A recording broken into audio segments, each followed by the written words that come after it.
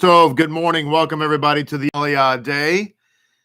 It is a joy, a pleasure, a great honor to be with each and every one of you as we are diving into the Torah portion. We are, as the sages put it, living in with the Aliyah, making it a part of our heritage, our existence. And it's wonderful to be with you. All of you who are watching from across the world, our beautiful planet, our globe, and all of you who are watching from the fruited plain, across our fruited plain, our great nation. Welcome. Glad you are here. If you are new to our program and new to our channel, please be sure and subscribe to this channel and click the bell icon so that you can stay up to date on all the amazing, wonderful material that we have coming out. And prayerfully, that will be more and more and more as we are developing more teachings. And obviously, you want to be notified every time we have an Aliyah or special class or anything like that. Be sure and like this video. That would be fantastic. And comment on it. And share it with your friends and all those kinds of wonderful things so that the light of Hashem's Torah, Hashem's word shall be spread across every continent, right? We want that to grow and to increase. Baruch Hashem. I want to begin today by sharing a tweet, not a tweet, excuse me. It was a text, actually. I was sitting at my desk, preparing my thoughts for the Aliyah Day and minding my own business. And suddenly I received a text from our Gabbai, Amet. And this is what he says. Amet says, I was minding my own business, reading the Likutei Torah, Lech Lecha, and he read this phrase.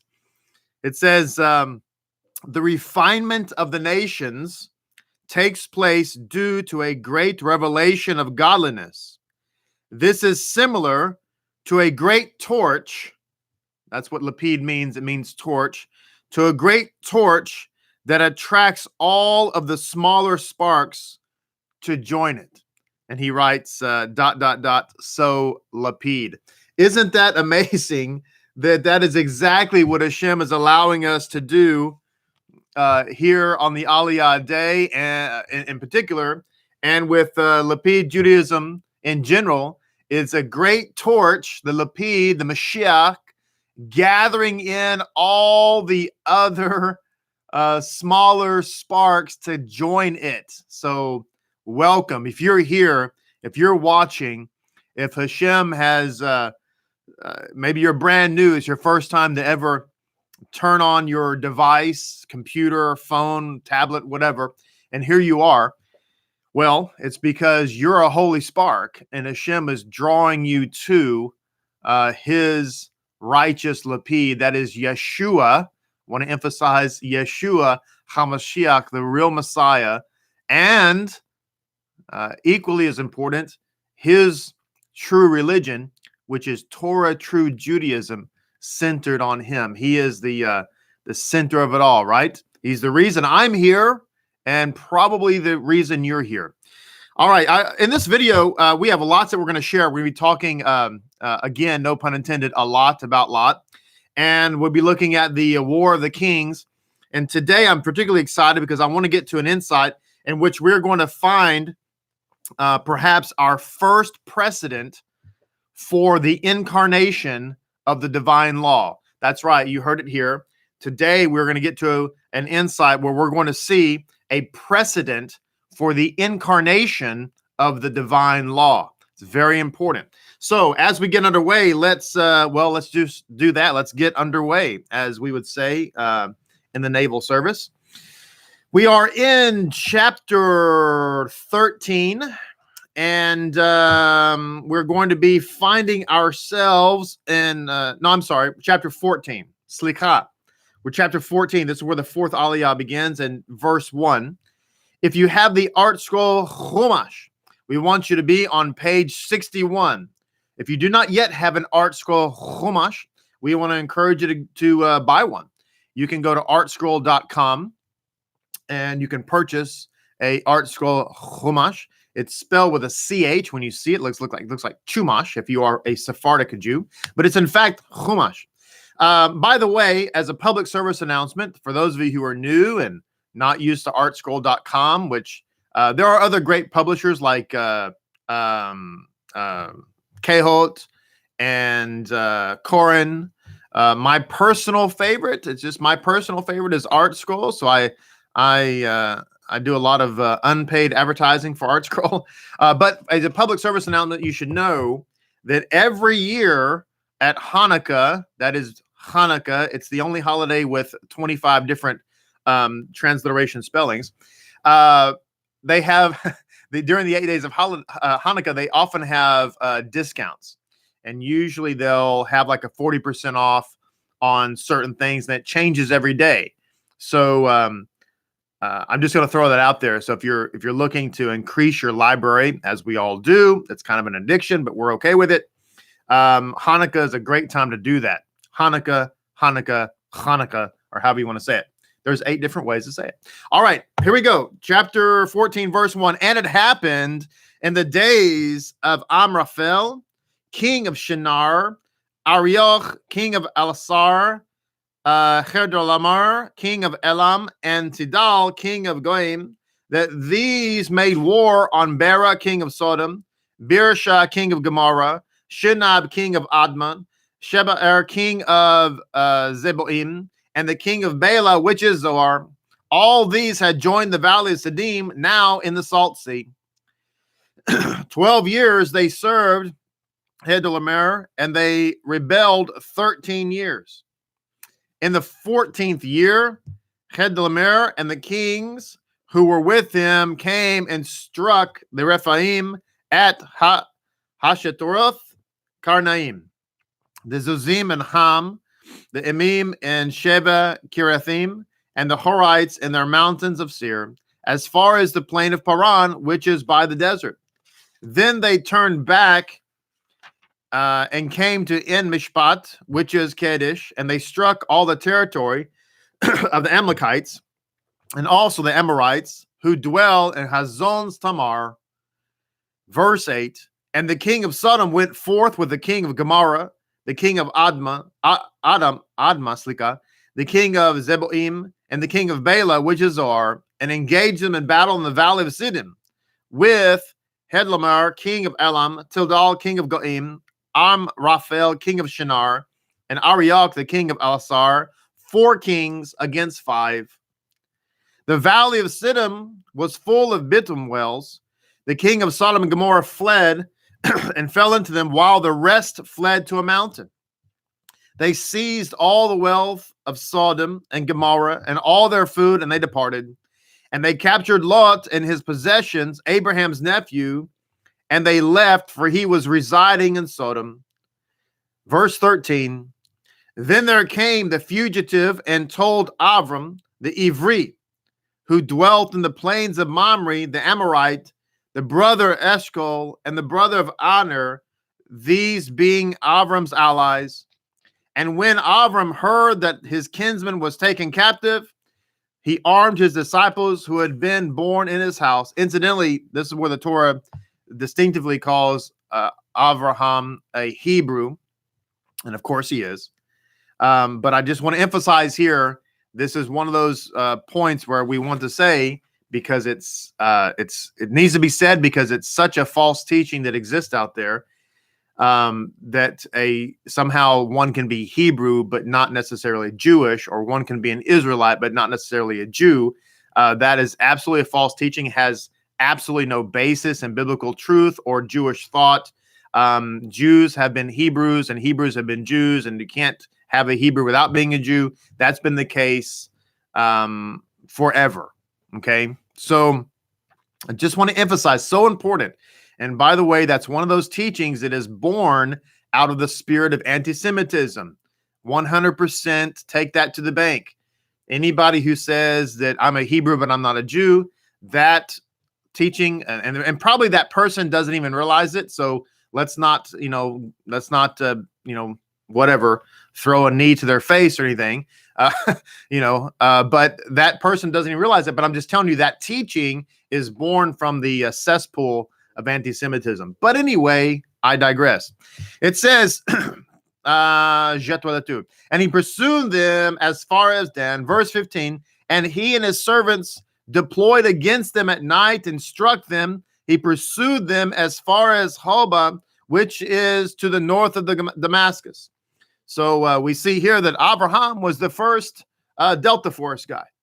It says he brought back all the possessions. He also brought back his kinsman Lot with his possessions, as well as the women and the people. The king of Sodom went out to meet him after his return from defeating Herdolamer, and the kings that were with him to the valley of Sheba, which is the king's valley. But Melchizedek, the king of Salem, Melchizedek is Shem. Melchizedek is identified in Jewish literature, ancient Jewish literature, as Shem, the son of Noah. Melchizedek is a title. It means king of righteousness. That's the name, what the title means. He is the king of Salem. This is Jerusalem. Later, Abraham is going to offer his son Isaac here at this place, and he's going to say that this is the place where God sees, where he sees shalom. He will eventually see peace. Shalom is nothing missing, nothing broken. This is the restoration of the broken tablets, the broken sapphire tablets, where they're restored so that there is nothing missing. There's no Torah missing, and there's nothing broken. The tablets are restored. There's no longer any breakage there. And so those two words, Yireh, is going to be joined with Salem. So you have Yerushalayim, the place where God sees shalom. For right now, it's just called Salem. So it says, but Melchizedek, king of Salem, brought out bread and wine, and he was a priest of God the Most High. He blessed him, saying, blessed is Abraham of God the Most High, maker of heaven and earth. And blessed is God the Most High, who has delivered your foes into your hand, and he gave him a tenth of everything. All right, that's the end of our reading. Baruch Hashem. All right, so if we come into the insights here, we're going to look at several things. I'm going to pull in Rabbi Monk's commentary here. Let's see here. We'll go back to some insights we had left behind, so to speak. All right. We talked about yesterday, we left off talking about Lot and how I think one of the final things that I was saying is that no one wants to lose anybody in the community. Nobody, I would say that probably on a personal level, none of us want to lose anyone who is a friend, okay? And at the same time, very often, when we look at situations in our lives, we find that sometimes subtraction is multiplication. And so when we left off our discussion yesterday of the situation of Abraham and Lot, we find that as soon as Abraham separated from Lot, Lot was someone who had gone astray. Is identified as by the sages as a wicked person, someone who just was not willing to pull away from idolatry. Just had all the facts, had all the figures, had all the truth. I mean, my goodness, his uncle and his brother-in-law, for all intents and purposes, he was Abraham, who had spent 39 years learning in the tents of Noah and Shem. And come on, is there any better teacher? I mean, talk about an Aliyah day. Are you kidding me? And yet, with all of that information, still chose idolatry. Now, ladies and gentlemen, I don't relate to that. I don't get that. I don't understand it. How can somebody do that? But we see that time and time again in our own world, in our own life, in our own relationships. We have people, I know you do, I know that I do, people that we love dearly that are close to us, maybe family members, friends, coworkers, whatever. They've seen it in black and white. They know it to be true. They don't have any argument against it. We talk. I often Rebbetzin does this actually more than I do, but she talks about the throwing up religious objections like clay pigeons and a skeet shoot. They're out of clay pigeons. They've thrown them all up. You've shot every one of them out of the sky. The box is empty. They have nothing else to offer. All of their objections have been overcome with clear, logical, rational, biblical, historical explanations, and still they choose to believe a lie. It's like the people who believe the earth is flat. It's total insanity. It has to be some type of mental illness. And yet they believe it with their whole heart. So there's just sometimes you just can't change people. And it's sad. And therefore, when we separate from those people, that's why we have multiplication in our life. And that's what we have here when Abraham finally said, let there not be any strife between us. It says in verse 14, and Adonai said to Abraham after Lot had parted from him. So it says, there's an insight here from Rabbi Mordecai, just something I want to share here.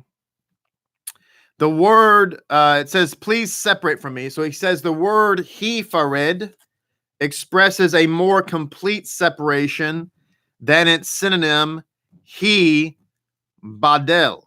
It is an emphatic expression. Abram is accommodating, indulgent, and hospitable to all strangers. A very important insight here. He's accommodating, he's indulgent, he's hospitable to all the strangers. Who are the strangers here? The strangers are idolaters. There are people who don't know the truth. There are people who that he has brought into his tent, and they just a few minutes ago maybe they were worshiping idols. Today they're sitting having dinner or lunch or whatever with Abraham, learning about the one true God. And so he's asking, they're answering questions, they're having dialogue. These are the strangers. But with his own nephew, he's strict and uncompromising when he realizes that Lot is forsaking his faith and seeking the company of the Sodomites. This is a very important lesson, because sometimes we have what we misguided or misplaced compassion. Misguided or misplaced compassion. We see, if we want to bring in the Apostle Shaul and his letters, the Apostle Shaul in his writings, he talks about that when you have someone, I believe this is Ephesians chapter 5, but I could be wrong about that. All of a sudden, the exact address escapes me. But he talks about when you have someone in your community who has been in the community, okay, and they refuse to turn away from sin. They refuse, like Lot, to turn away from idolatry or what have you. Then you should separate from them. You should not even eat with them. Don't have anything to do with them whatsoever. And we see that here. Why the Apostle Shaul say that? Because that's a Jewish concept. There's, as I've said countless times, there's really nothing new in the New Testament, contrary to popular belief. What led Lot astray? It says here, Lot raised his eyes. The same expression is used, Rabbi Monk brings down, when Potiphar's wife looked lustfully at Joseph in Genesis 39:7. Rabbi Yosef notes that all the terms of this verse contain a nuance of sensual desire. Lot was led astray by the lust of his eyes. Which tells us what? It tells us that Lot was more interested in the materialism of this world. He was more drawn towards that. He wanted materialism, physicality. It says here in another insight, God does not tolerate the righteous and the impious living side by side. This goes back to the concept. Again, there's nothing new in the New Testament. The concept of being unequally yoked is very much a Jewish concept. We're not to have close friends who are impious. We're not to be married to people who are impious. We're not. It's not healthy. It's not good. It's we see the example here of Abraham. It says after Lot parted from him, Rabbi Yehuda and Rabbi Nehemiah had a disagreement about this whole issue and the wisdom of it. God told Abraham to leave his family, to leave his place, and to go to a land that he would show him. So Abraham took his wife Sarah, and they took all the converts with them that they had made thus far, and then they brought along Lot. And so there's a disagreement between Rabbi Yehuda and Rabbi Nehemiah as to whether or not this whole situation was Abraham's fault for bringing Lot to begin with. Maybe Lot, he had this issue. He was that person that always struggled. And so who knows, maybe it's a situation of misplaced compassion or what have you, or wishful thinking that maybe he shouldn't even have brought Lot to begin with. Now, ultimately, it was Gamzu Latova. It was something that worked out for the best, because ultimately from Lot would come two righteous doves, two righteous women, one of them being Ruth, who would become a convert to the Jewish people and give birth, as it were, to the lineage of the Messiah. But it's interesting. It's an interesting discussion. It's an interesting concept for us to think about, because we need to learn lessons from our forefathers. Sometimes there's people that don't need to be brought along. And again, it's not because we don't want them to come along, but we have to learn to recognize in people whether or not they're a holy spark or not. And trust me, that's not always easy to do. And one can make an argument, and it would be a valid argument that we should err on the side of caution, certainly. So just things for us to think about. I'm just simply trying to bring things into our life that can be real life discussions and things that we need to think about. The first Jew, Rabbi Monk points out, the first Jew is already trained to place himself entirely in God's hands, to have complete confidence in God. This is what the Rabbi Monk is bringing down. I want to emphasize what the highlighted sentence I have here. The first Jew, Abraham is in fact the first Jew. And he's just simply pointing out that Abraham's whole demeanor was trust in the living God. So there's something else I want to share about physical acts, but before we do that, I want to come over here to this precedent I mentioned from today's reading, because it's so powerful. This is a sod level of precedent. It's talking about the 4 kings against the 5 kings. And there's an insight here to Rabbi Monk's commentary where it talks about the 12 years they served. So it says that Philo of Alexandria explained this allegorically. And Rabbi Ephraim of Lutschitz, who wrote a book called Olat Ephraim, recognizes that there is a legitimacy of this darashot, of this basically droshing it out, this midrash, if you will, to bring out the sod level of this war. In other words, we know that on the simple level, this is a literal war. This is a literal fight between 4 kings and 5 kings.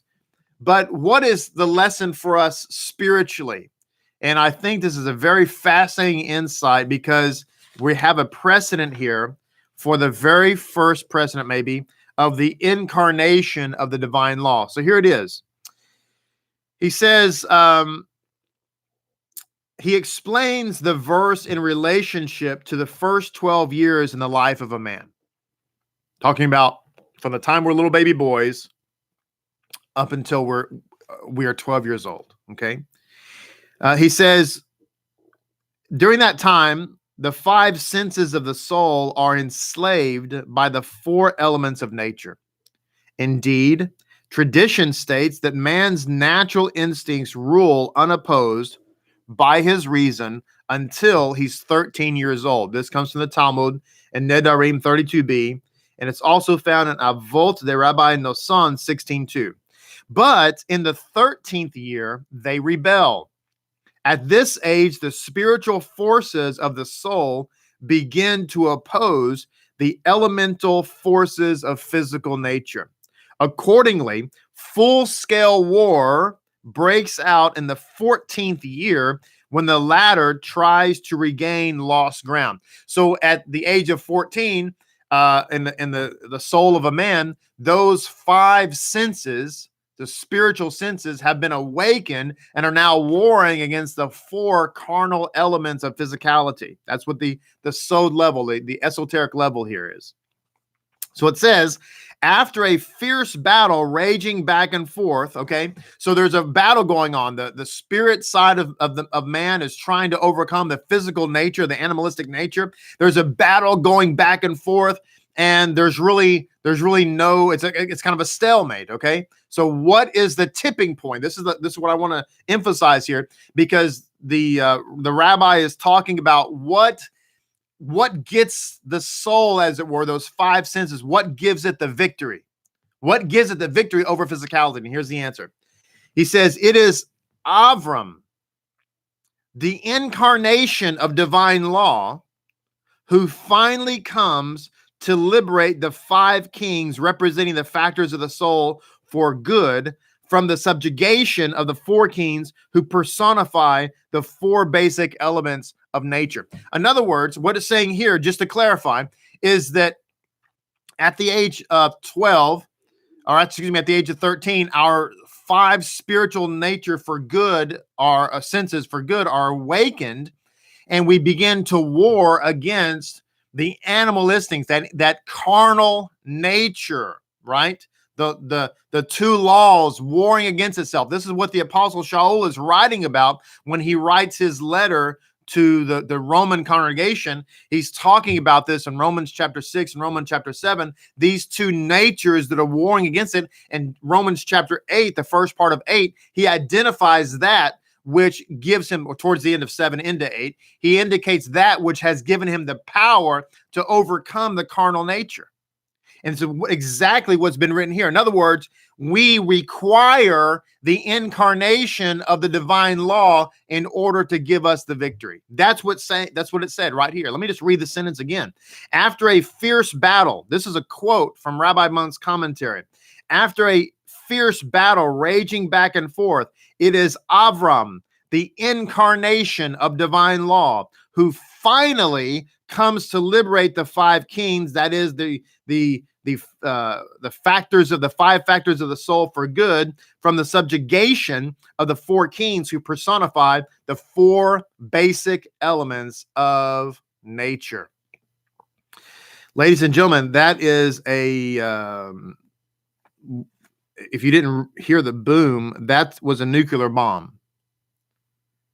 Because I just read to you from Jewish Thought, okay? It's not TBN. You're not watching TBN. You're not watching CBN. Okay? You're listening to an Orthodox rabbi read Orthodox rabbinic literature telling you that it's the incarnation of the divine law that finally gives us the victory over the carnality of man. Isn't that the message of the Mashiach? The Word made flesh that gives us the victory over the Yetzer Hara? Isn't that what this is all about? Isn't our entire message that the divine law was incarnated and for a time dwelt among us, so that it or he could remove from us our carnal nature so that we would follow the Spirit? And by the way, the Spirit is the law of God. Isn't this exactly what it says 3 separate times in the book of Ephesians? Not Ephesians. I'm sorry, not Ephesians. I'm sorry. The book of Ezekiel. 3 different times it says that I will remove from you. First of all, I'll liberate you. Second of all, it says I will purify you and cleanse you. And then it says I will remove from you your heart of stone, and I'll give you a heart of flesh. Why? So that you will follow my commandments. Wow. End of our Aliyah today. Thank you so much for being with us. With God's help, we'll be back again tomorrow for the 5th Aliyah of the week. Until then, be good, be righteous, be holy, be a light out there. Be that holy spark that gathers other holy sparks and leads them to the torch. Thank you for being here, and we'll see you tomorrow. Shalom, shalom.